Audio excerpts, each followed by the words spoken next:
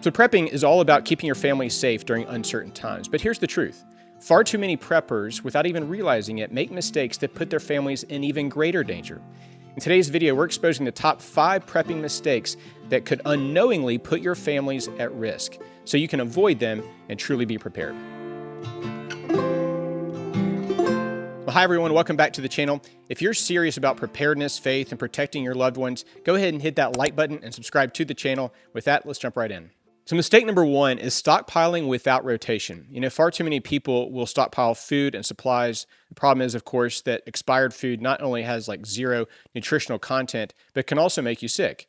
And so what I recommend is the first in, first out method. The idea that when you are stockpiling your food in the pantry or wherever you stockpile your prepping items, that it's the first in, it's also the first out. So if you have a lot of preps, a lot of food that is stored, whatever you put there first needs to come out first. And then when you take it out, then you replenish it on the shelves.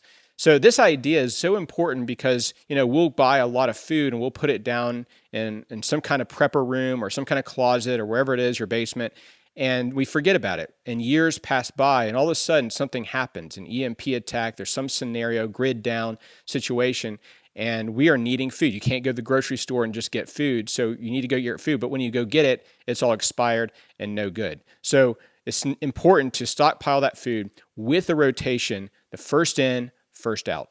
So mistake number 2 is ignoring your water storage and filtration. You can live a few weeks without food, but only a few days without water. And a lot of people store their water in these big reservoirs or rain barrels or something like that. The problem is when they need it, and something bad has happened in our culture or society, and they need that water, it is contaminated, and it can make you sick.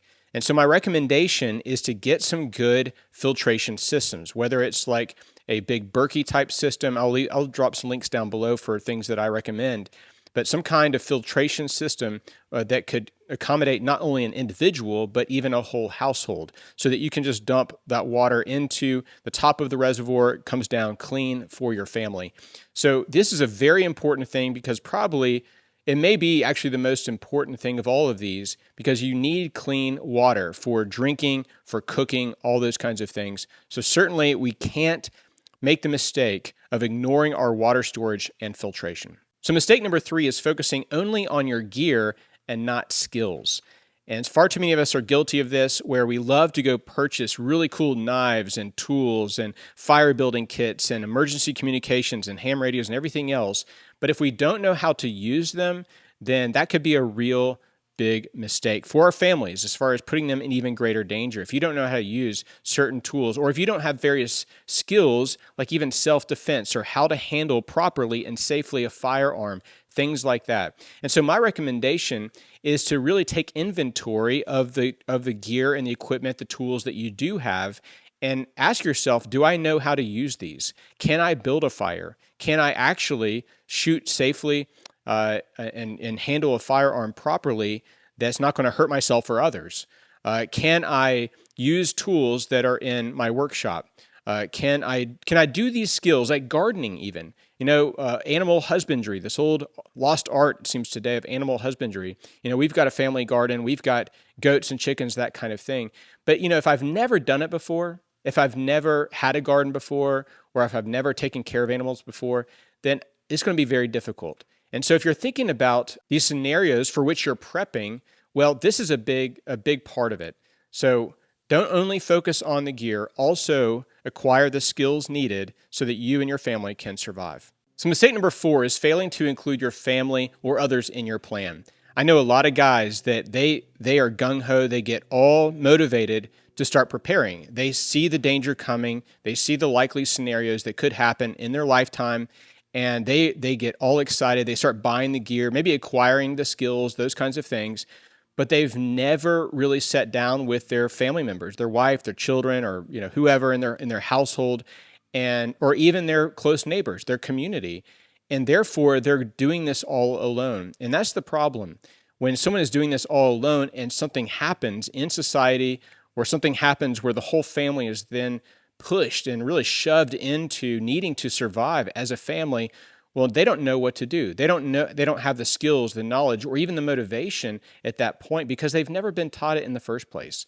And so you really need to include your family, include others in a plan of not only the prepping piece, but then when, I should say when, not just if, but when something actually does happen, whether it is a financial collapse or grid down situation, EMP attack, I mean, so many different hurricane, even tornado, that you have a plan in place with them that together that you can know how to avoid these mistakes that I'm mentioning today, but also to be able just to thrive as a family, even in the midst of an emergency. All right, so rounding out the list today is mistake number 5, and that's not taking care of your mind, body, and soul. You know, if there's a true emergency that happens, there's going to be a lot of people that are given to panic and fear and maybe even hopelessness. And so before you get to that point, before you come to a crisis moment in your life or even as a family, that you do those things that will equip your mind, body, and soul as far as being mentally strong and physically strong and spiritually strong. And as far as the mind and reading and learning and practicing those techniques of really meditating on truths of the Lord and other truths that He has provided, the wisdom, thinking through those plans, thinking through the ways that you can survive and thrive as a family, but also physically. You know, I remember a long time ago watching this TV show, I think it's called Man vs. Wild, Bear Grylls. And, you know, he's put into all these various scenarios where he has to survive. The problem is, and we're all like, hey, I could do that, right? I could build a fire like that. I could eat that snake. I could, whatever. The problem, though, that I found with that is that he was in incredible shape. He was running for miles. He was climbing rock faces. He was canoeing rivers. I mean, all kinds of stuff that took a lot of physical exertion. And if we're not taking care of ourselves physically, it's going to be really, really difficult. There's times during Hurricane Helene where people were having to scramble, very quickly from their homes up mountains and hills to get away from the water. And, I'm sure there's probably people that could not do that in that moment. And nothing against them. I'm just saying that in that moment is probably very, very difficult. So this is one big area of physically and how to take care of yourself now. So if or when we get to that point where we need to use something, need to build something, need to run, need to climb, need to do anything physical, that we're actually in a place that we could do it.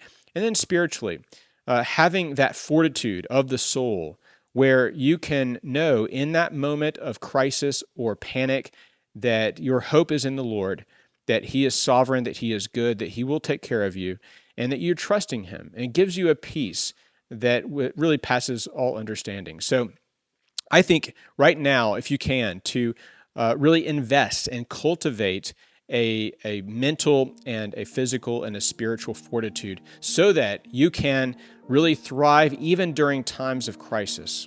Well, guys, I hope it's been helpful for you today. And if I've missed another mistake, please drop those down in the comments. But thank you so much for your support for us and for our channel, and we'll see you on the next video.